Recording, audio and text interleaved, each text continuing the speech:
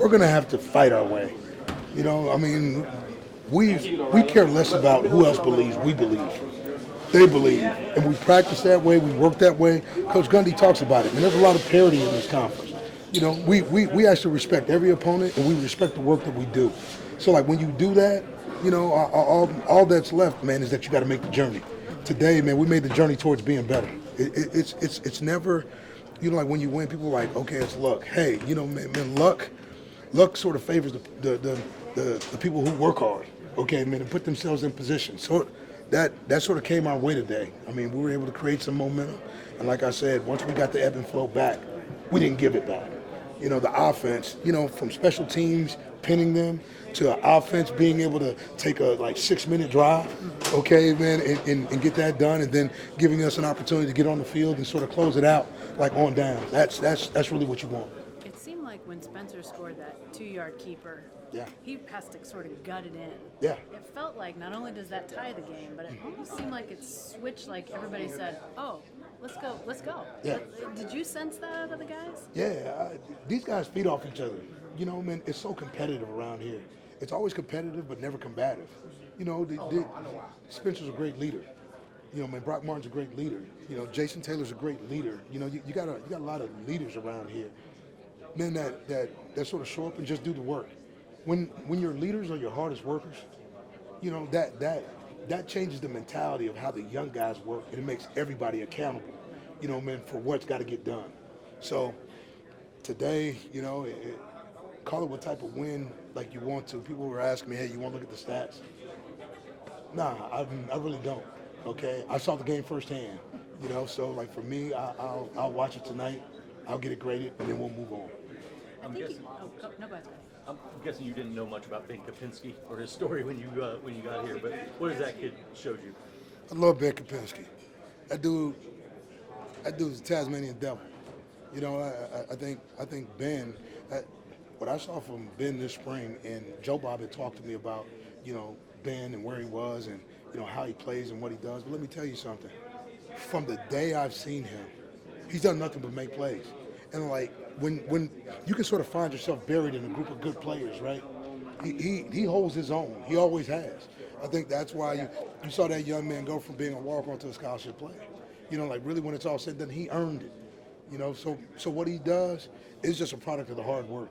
Like people just people talk about the Trace Fords and the Brock Martins and all the, you know, and Colin Oliver, but that dude can play. And I think he showed his mettle today, and that's why we feel pretty good about what our defensive front rotation looks like, because I think we got a bunch of guys that can play.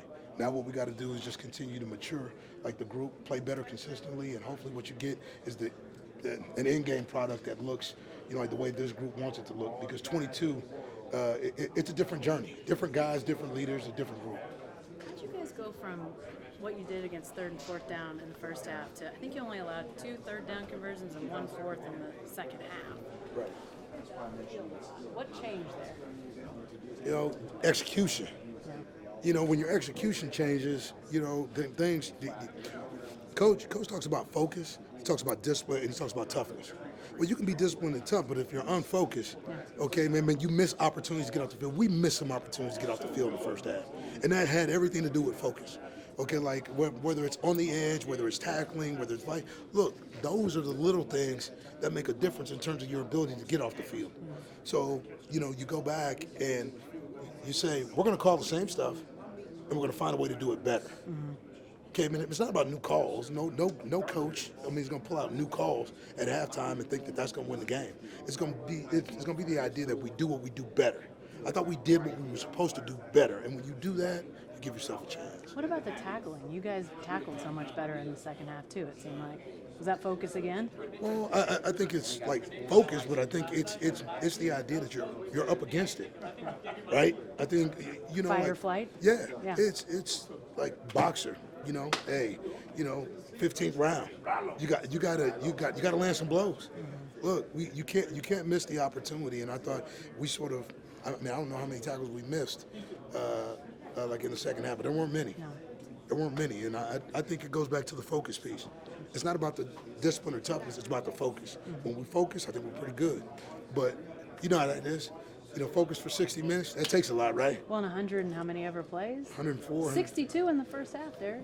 That's too many. That's 62 too many. That's it. If you talk about those 62 plays that we played, that's on us. That goes back to that focus, right? We should have got off the field a couple times, and if we do, I think everybody looks at that game differently. So now what we got to do is rest up, get our guys back, and let's go. Were you prepared for a different quarterback to start the game? I was, but then I saw him working with the ones in pregame, and I knew, okay, they're probably going to start the show kid, and they did. Look, I mean, it's totally different. I mean, he had a different launch point. His launch point, like for him, most of the time, I mean, he was back at 12. Okay, the other young man's launch point was at 7. So, design pressures and things that we were doing were for a different quarterback with a different launch point, right? So, man, you make some adjustments and then you figure it out and away we go. Is it hard making adjustments for a guy you don't have much tape on? Especially a guy you didn't see? Yeah, I mean, you saw him on tape, man, but you saw him on tape early. So, yeah, what that comes down to is that, we made the adjustments. I thought they had a good plan, right? You got to give them credit too. They had a good plan. They attacked us the right way, and we learned a lot about ourselves. And we're going to take a lot from this film, just in terms of how like some of the FIB formations and I mean our offense does the same thing to us. So it's nothing new.